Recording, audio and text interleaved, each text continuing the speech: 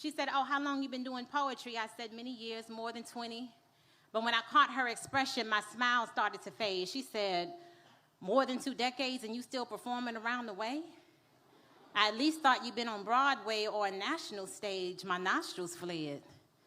I shifted in my seat. I adjusted my glasses. I said, what you say to me?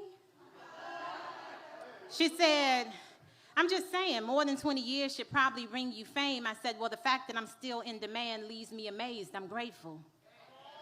I looked at sis again. There was no scales, no sharp talons, but it was a little smoke on her tongue. She was hateful. She said, how old are you? I took a long look around the room. I was hinting at sis to go on and move. I was trying not to be rude. I said, I'm in my early 40s. She said, true. I don't see no ring. I said, no, baby girl, not yet. She said, oh, so you ain't meet nobody who wanted to take you off the market?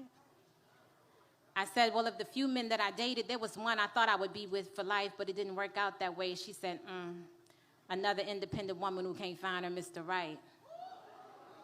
I said, sis, you want to fight? But she laughed at my offense. Instead of falling back, she leaned in. She said, you sitting here like you ain't got no friends. At least tell me you got some kids. I said, I don't have no time for this. My life is beautiful the way that it is. She said, oh, you one of them. I said, one of who, friend? She said, you the type to meet a grim reality with toxic positivity. You sitting there like you never wanted to be mommy or wifey. I said, you're talking to a woman who has a radical acceptance for whatever God has for me. I said, honestly, I'm at peace.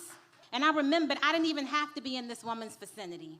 I started to gather my things up quickly. I said, for the record, I didn't enjoy your company. But since you forced yourself upon me, the least you can do is tell me your name. Sis gonna say same. I said, same as what, girl? Stop playing. She said, same as the woman that I'm talking to, boo. She said, sis, I'm you. I'm the dark corners of your brain. I give voice to what your subconscious be saying. She said, you met a lot of hurt people who wanted you to feel the same. You used to ignore it, but now in the quiet corners of your day, you start to regurgitate all of the negative things they used to throw your way. She said, look around, sis, I'm not even here. But I'm glad that you can hear your inner thoughts really are that rude. You need to get to therapy and get them people's opinions up off of you.